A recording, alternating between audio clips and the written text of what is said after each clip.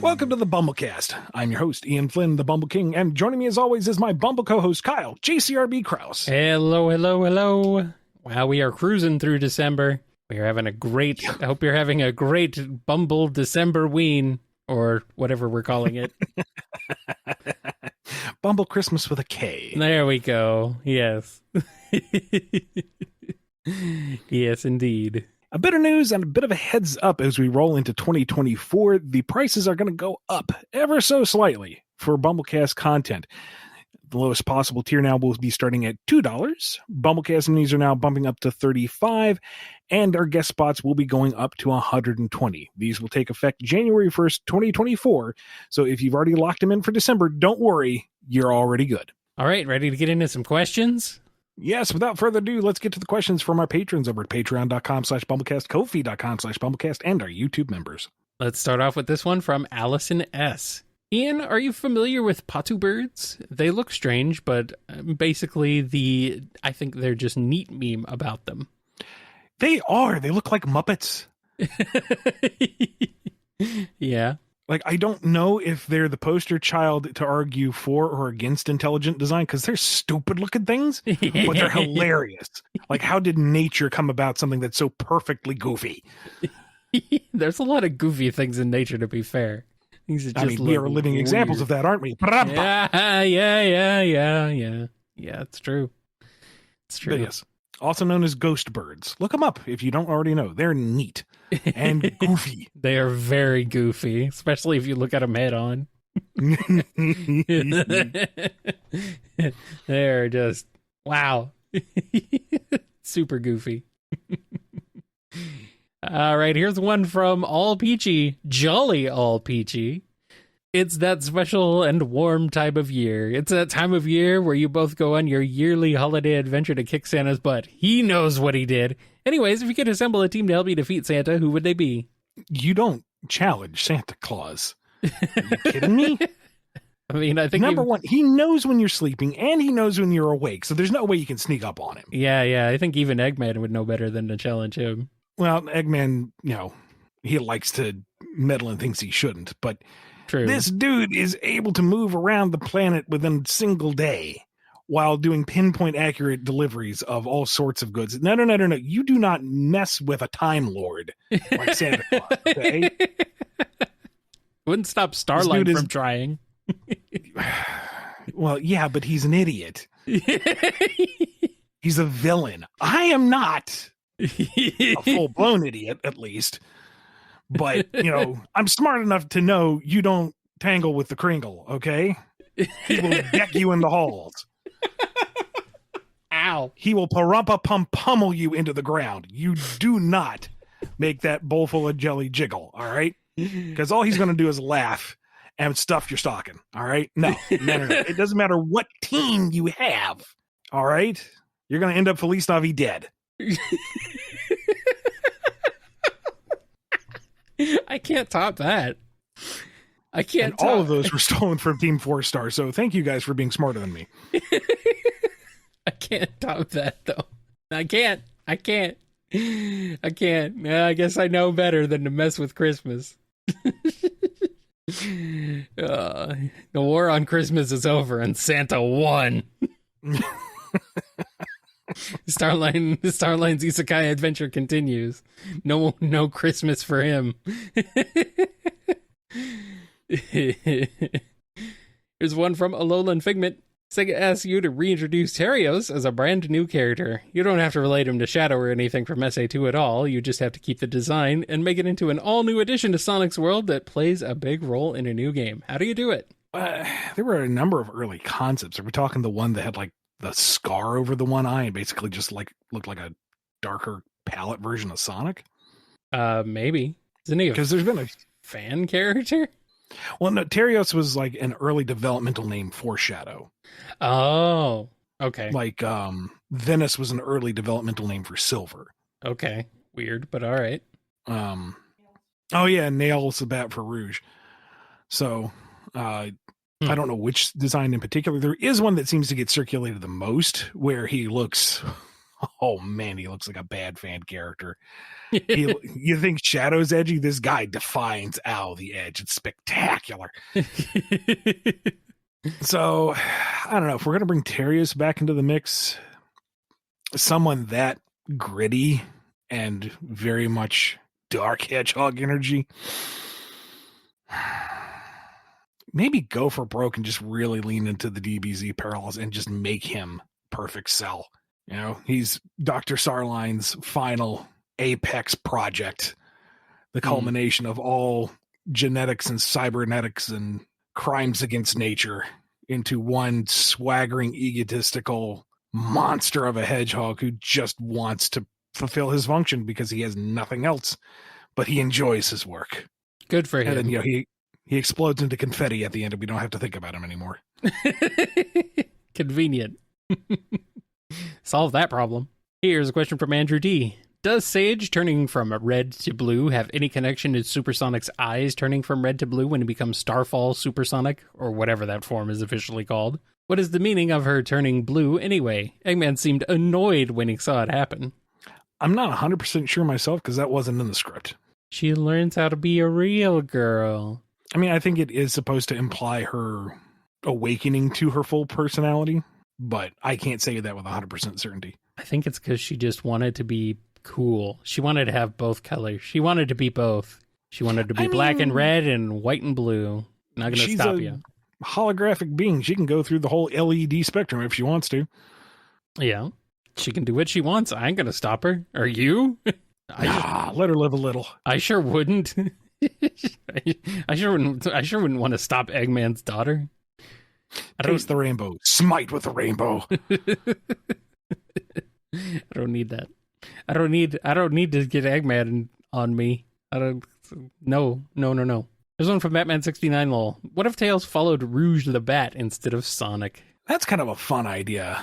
Because you have someone whose worldview is maybe twisted a little by Rouge's ideals. Mm-hmm. So he's not like a bad kid, but maybe he's a little more self-serving than under anybody else. And she gets her genius hacker buddy to help her infiltrate and rob people blind, and he can also fly. So she's teaching him all about aerial extraction, and they can fly in and out of heists together. And maybe he has hesitation. You know, are they doing the right thing? Is this morally acceptable? Do they really need all this? But you know, she says it's fine. And as long as it's not hurting anybody, yeah, sure, why not? Plus, it's a fun challenge to his skill, so why question it? He's going to count cards like a pro. It's true. He would be on Team Dark. Speed running Tails becoming 9 speed run. It wouldn't be 9 though, because 9 is about abandonment and severe self-worth issues. While Rouge, I don't think would be as warmly supportive as some others. She wouldn't be like demeaning or abusive. You know, she would give praise where it's due and criticize when he messes up. Yeah, but she wouldn't be like awful about it. So no, he'd be all right. All right, here's a question from Chow Researcher. Tails Tube number 2 once again states that Robotnik adopted the insult Eggman as his nickname. This originally happened in SA1. In Sonic Superstars, classic Eggman is still naming his creations after eggs, such as the Egg Fortress. Is there a lore reason for this? Nope. He just liked eggs, and then Sonic called him Eggman one time, and he's like, I kind of like that. I am the Eggman. If you want to connect dots, you can say because of Sonic Generations, classic Eggman adopted the name earlier than in the regular timeline, in which case there's some ambiguous period between the end of classic and the beginning of modern where it might be fuzzy, but since we're never going to address that, it's fine. Yeah, pretty much. Here's one from Chaos Sonic 1. To those that are just new to the running gag, what exactly are Nermies and how did it come to be? Since this is your favorite topic, Kyle, do you want to cover this one? I blame Twilord. Well, yeah, but besides that.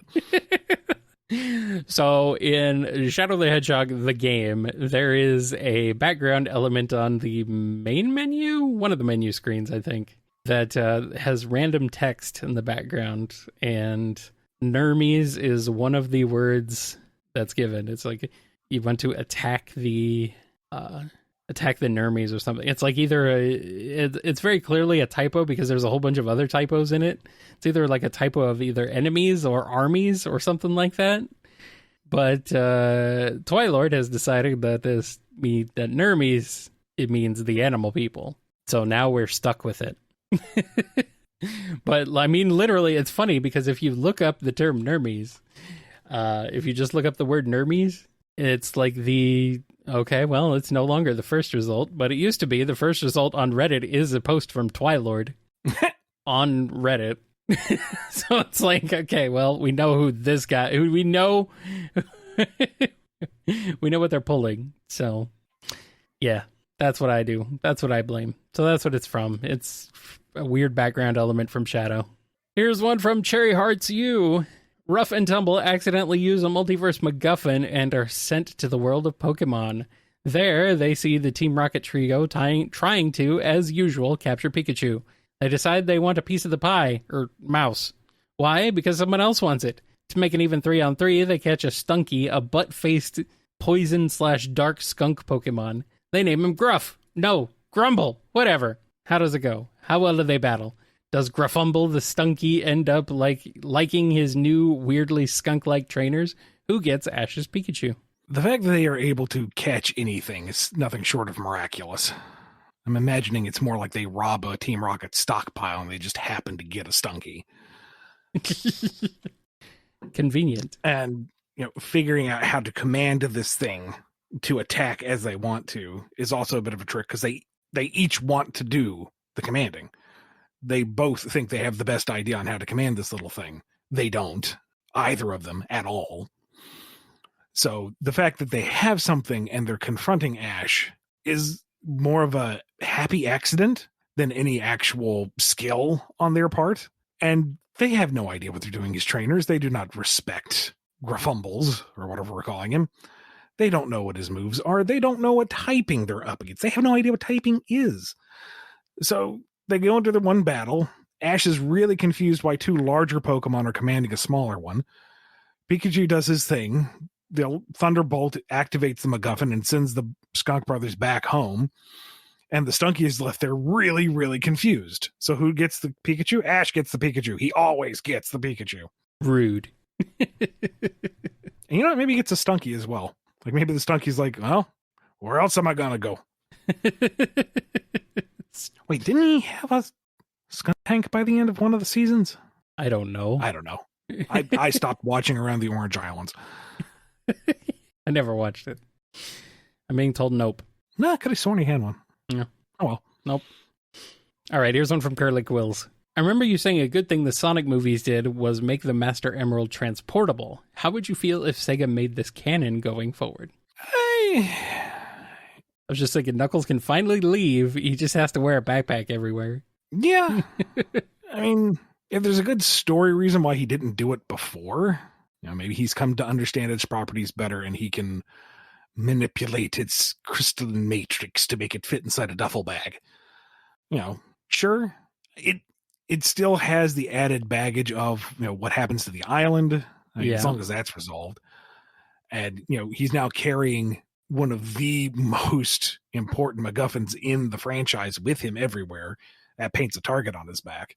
But that at least gets him mobile and opens up some story opportunities. So, yeah, it's workable. Yeah, it would be nice, I think. What happens to the island? I don't know. He just lets it sit in the ocean like all the other islands. Yeah, he parks it somewhere nice.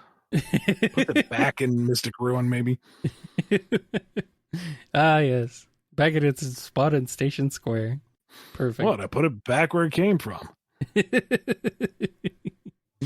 Yep. All right, here's a question from Daryl.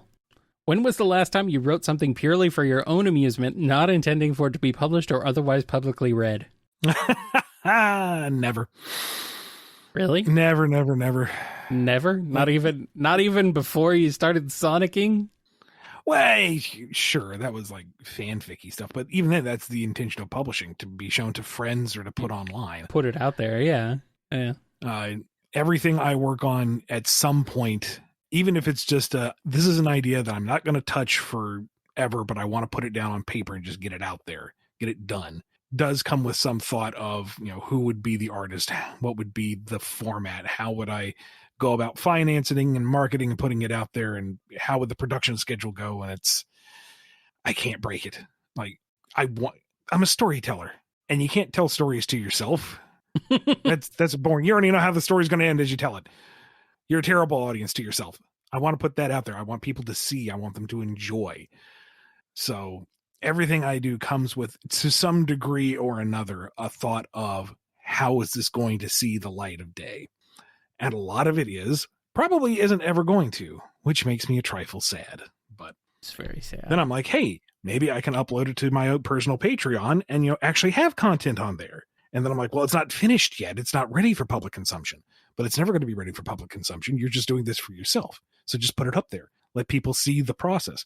Yeah, but then they'll see all like the scuff marks, all the early drafting snafus, the stuff that isn't polished, and they'll think, oh, this is the craft that he turns out. And it's like, well, they understand that it's a draft. Well, why would they want to look at a draft? They want to see a finished product. And we do that, every 2 weeks. This is Ian arguing with himself. Oh, we talk to ourselves all the time. No, we don't. Yes, we do. Both of you shut up. Good. There's 3 Ians in there. Yes, only 3. No, there's the 4th. Yep.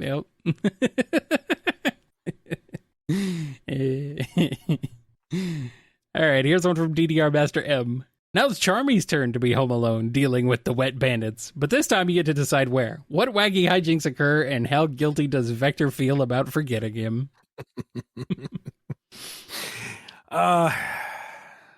There's a big misunderstanding, and he's left to have a sleepover at Cream's house, but Cream and Vanilla aren't home. Mm-hmm. So he's home alone, and that's when the wet bandits show up.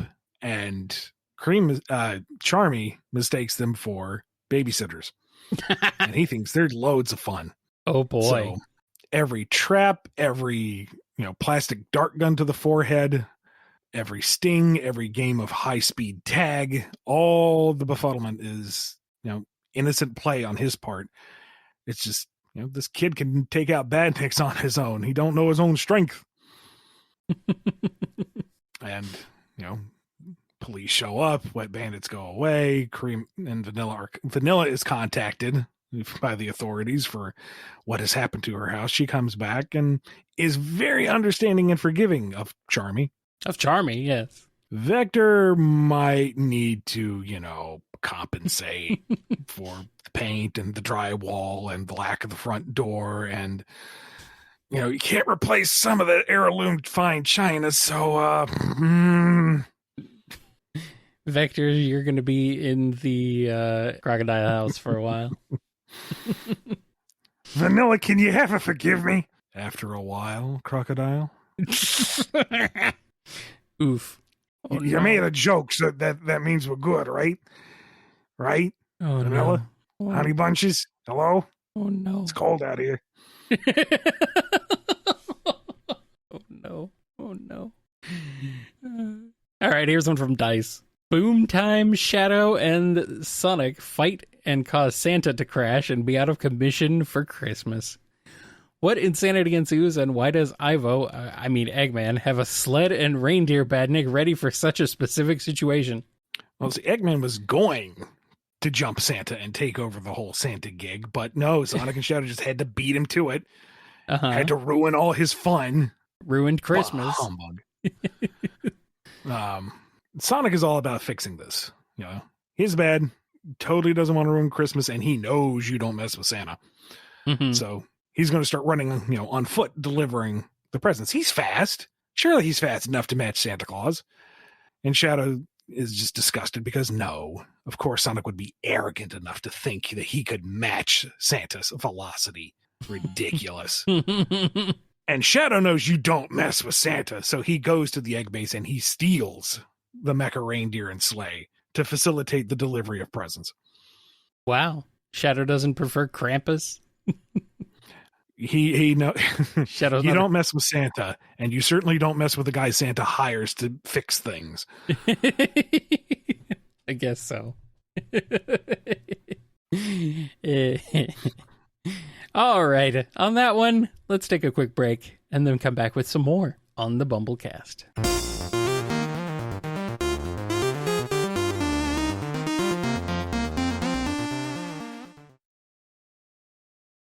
We're back, and before we get to the rest of the questions, we have our weekly priority question giveaway. If you want your chance to just win a priority question, follow us on our Twitter, on our Blue Sky, on our Facebook, or on our Tumblr. And once a week, we hold a raffle, and you can have a chance to get your question here on the show. That's right. This one comes to us from Blue Sky. This one is from Sam Doodle. In the Sonic cookbooks, there's a recipe called the Post-Adventure Surprise, which is a black sesame ice cream shake that resembles Tangles' tail.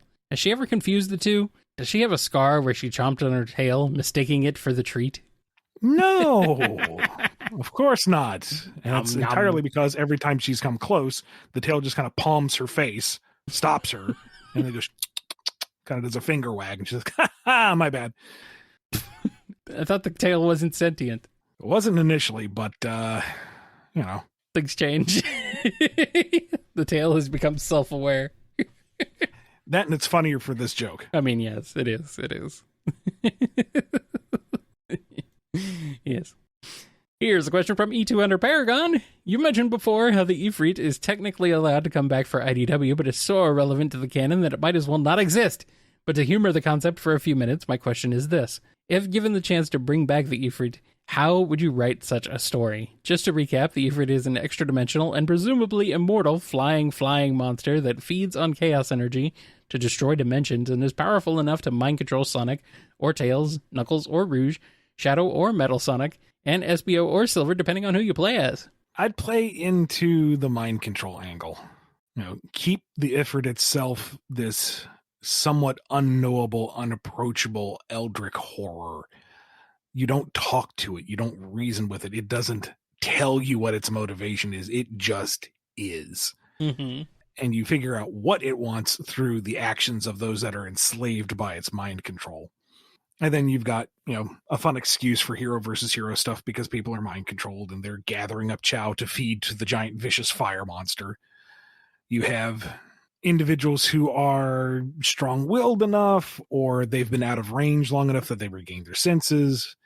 Eggman comes up with some kind of helmet that protects you. Get out of my head, Charles! That kind of thing. Yeah. And then you have the issue of it, being a giant fiery creature that you can't easily attack directly. So eventually the thing would have to be defeated and punted back to the dimension from whence it came. But, play into... We already did zombie horror, so I guess this is more Lovecraftian horror? A little bit, sure. I mean, why not play to my strengths, scar more children? I mean, you've been doing it for nearly 20 years at this point. Yeah. Scary. Here's a question from Finest Cacophony. Let's hit you fellas in the nostalgia. Catch is, it's the bad kind. Surge Kit and Starline have to star in one of those really cringy and out-of-touch anti-drug PSA commercials. And action. Starline insists on being the star. Because he's going to be the one... he's going to be the one who, suffers the dramatic decline of giving in and releasing all of his inhibitions. Why? Why could he not have foreseen the dangers of doing the drugs? The drugs. The drugs. Kit fails his role where he's supposed to, say no, because Surge says, here, take these. And he's like, okay. And they're real drugs. No. Yeah, absolutely. No. And Surge is just raiding the set, because why not? You're not going to tell her what to do. Surge is just going to tell the kids, you're going to go to hell before you die. She does the whole, this is your brain on drugs thing and smashes the entire kitchen. Okay, Surge, that was a good take, but you went a little too far. I did what now? Nothing. That wasn't in the script. There was a script? No. No. Cut! Get this thing off the set. Fine, I'm going. Here, Kit, take these pills. See if you see if you can smell colors. No. Oh, no. Meanwhile, Starline is languishing on a bed somewhere, dry heaving. Oh, I have overdosed on the marijuana. Why, oh, why did I partake of the devil lettuce?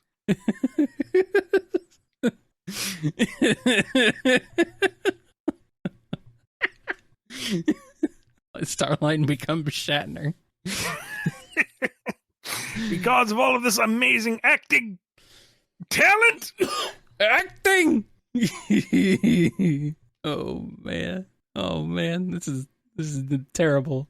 It's horrible. I love it. They sent a reviewer to watch. They should have sent a poet. They should have sent a coroner. Yeah, because probably. I had it dead to rights because it was dead on arrival. Get off the stage. Silver plays the weed. What's my motivation? You are the weed. Okay, I get people high. I lift them with the TK? No. Is that what I do? No. No. No. No. All right, let's go on to the next one before this gets too out of hand. Too late, though. Here's this one from Godzilla. Hey there, this isn't so much of a question, but more of a friendly suggestion. Go see Godzilla -1 if it's playing in theaters near you, if you haven't seen it already. Oh, I really want to. I haven't even seen Shin Godzilla yet. You should. I know. I've seen it, and I don't see anything. Anyway, how much is Toho paying you to advertise this movie on our show, Godzilla? I hope they're paying well. Here's one from Geo Knuckles. Which of the Sonic cast would join Team Blue, Sonic, and Team Red, Knuckles? Depends on what they're doing. Is this like Team Fortress? It's like, or is it like Halo? Is it red versus blue, literally? Are they playing a pickup game of basketball? Are they going to war? What is... Is this an actual like moral conflict? Are we talking civil war, or are they playing baseball? Would Knuckles and Sonic be the opposing sides in a Sonic civil war? I don't know. Hey, it more likely, find I the think, right reason for I it. feel like it would be Shadow and Sonic, but maybe it would be Knuckles. I mean, it's Knuckles. It could be. Why are you opposing Sonic? He's a jerk. Yeah, but you agree on this subject, and. So fine. It's the Green Hill Zone Accords, yes. Oh boy, I don't know what the concept of this is, but I mean, I think it's kind of funny having it like be a civil war. But... I mean, really, the characters are so dynamic in how they can be utilized. You could probably put together any roster you want. Yeah. Yeah, that's kind of the thing. Like, who fits where? Oh, wherever. Here's one from Gideon W. In the continuing isekai adventures of Starline ends up in Punxsutawney, Pennsylvania, 1993, on the morning of Groundhog Day, as a certain weathercaster pulls into town. How well does Starline handle being stuck in the time loop with Phil as his only companion, or is each loop an entirely different Starline? Now, this might be the actual trap that catches Starline. Because he will never learn his lesson. Yeah, Phil learns. He grows as a person. It took him. Starline does not.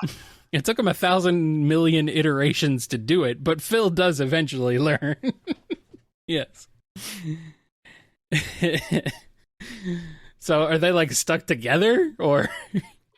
I imagine they have like concurrent stories, but it never really fully overlaps. Okay.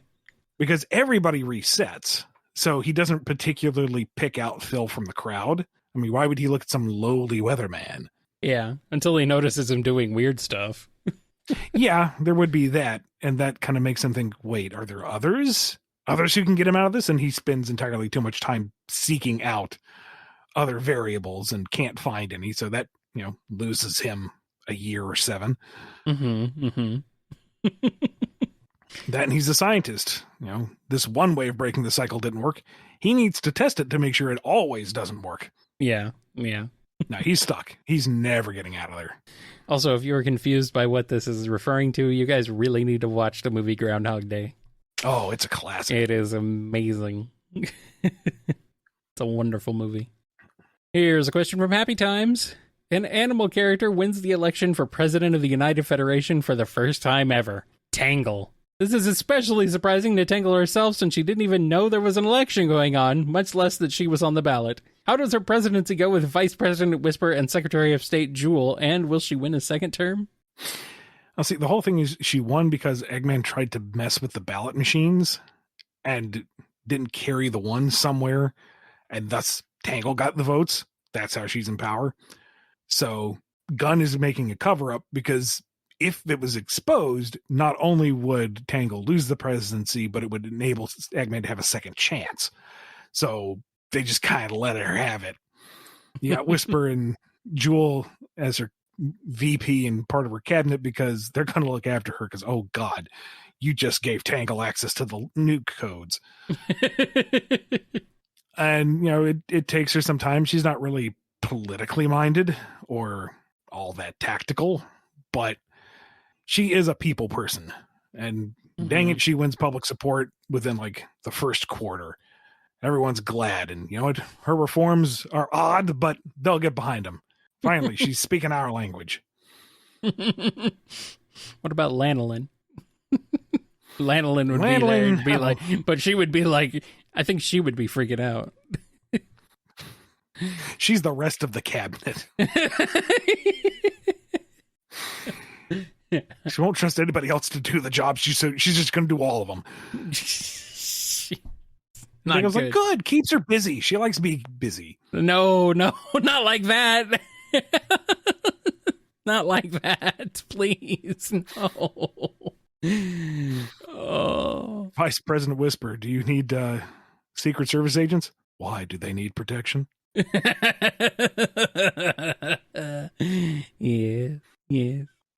Jewel is like aghast at first, but you know, by the end of the third quarter, poll numbers are fantastic. The economy's on the rebound.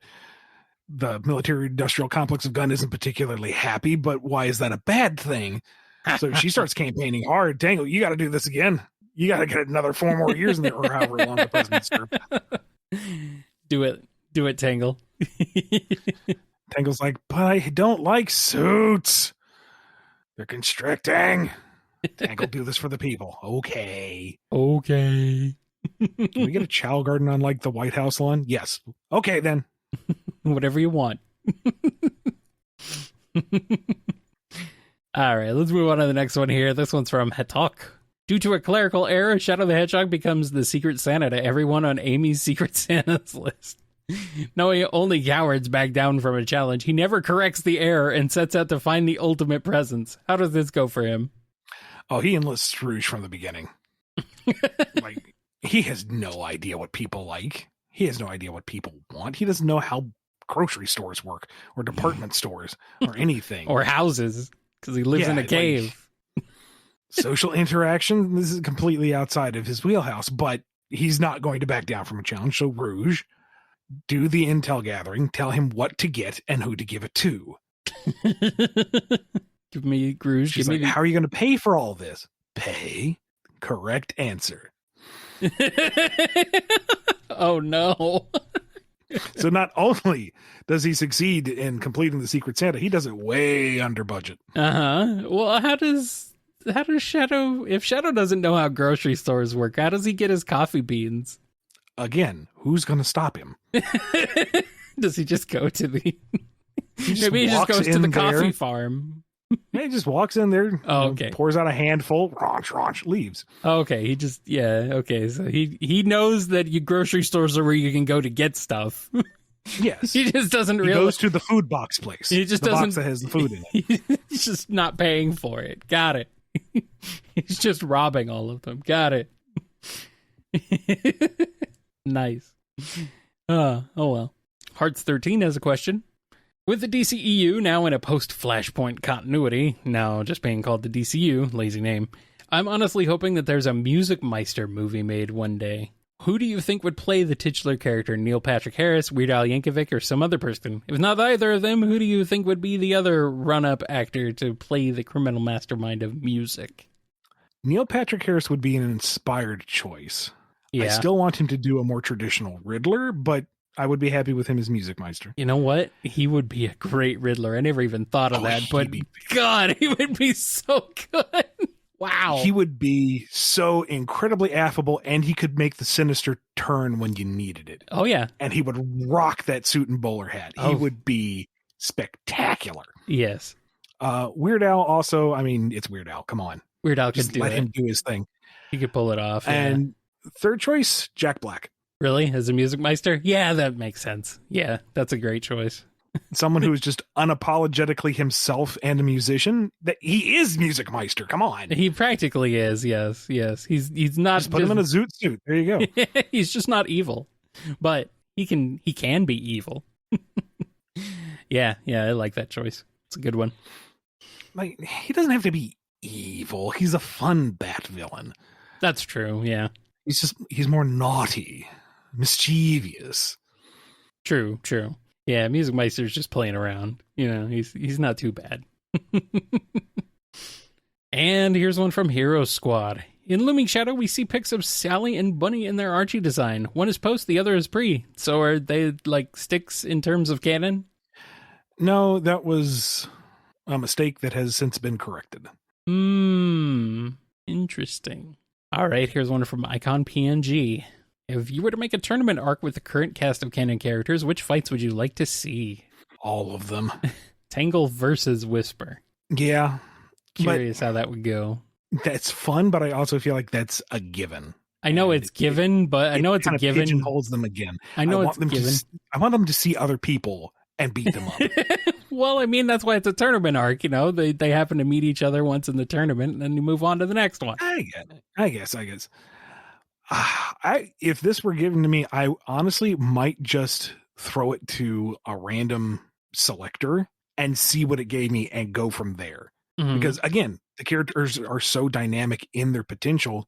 Any pairing between the two could make for an interesting bout, or entertaining at the very least. So I feel like if I were to just do it, myself, go by my gut, I would fall into too many traps of, these are kind of a given. You have to have Sonic versus Knuckles. You have to have Sonic versus Amy. You have to have Sonic versus Shadow or something. It's no.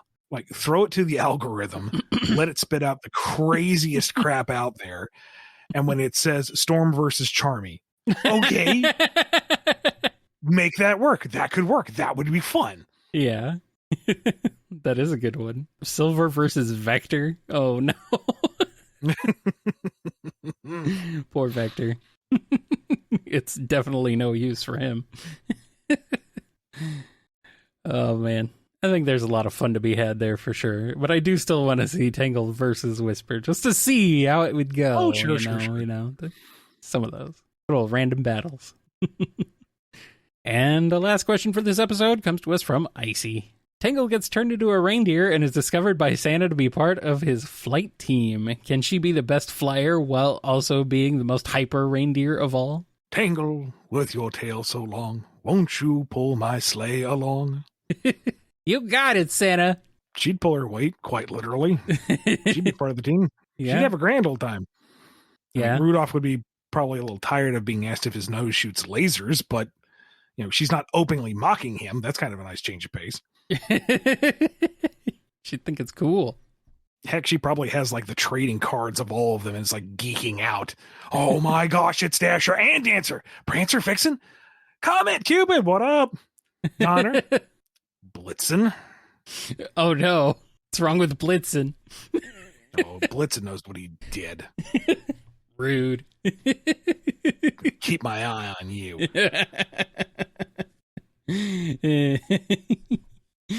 Oh, man. On that note, though, we're at the end of this episode of the BumbleKast. Yes, we are.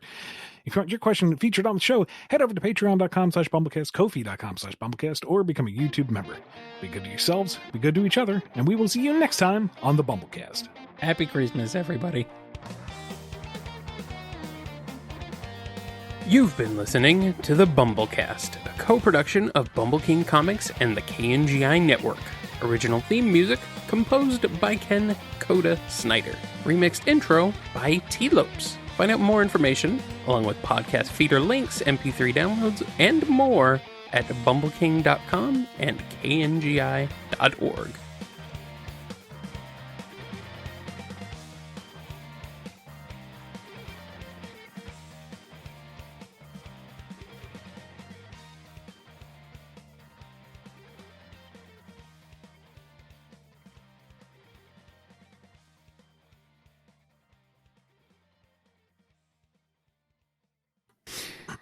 You are being wished a happy Throwing Him Thursday. Throwing him Thursday. Yeah. Who am I throwing? Who's being thrown? I think it's Silver usually. I don't understand. Why do I have to send the picture? I don't have the picture. You kids. Oh, that picture. There you go. Okay. That is in fact Throwing Silver Thursday. Throwing Him Thursday. All right. That's what we're doing on Thursdays now, Ian, as of today. Well, just make sure to throw him responsibly. Yes.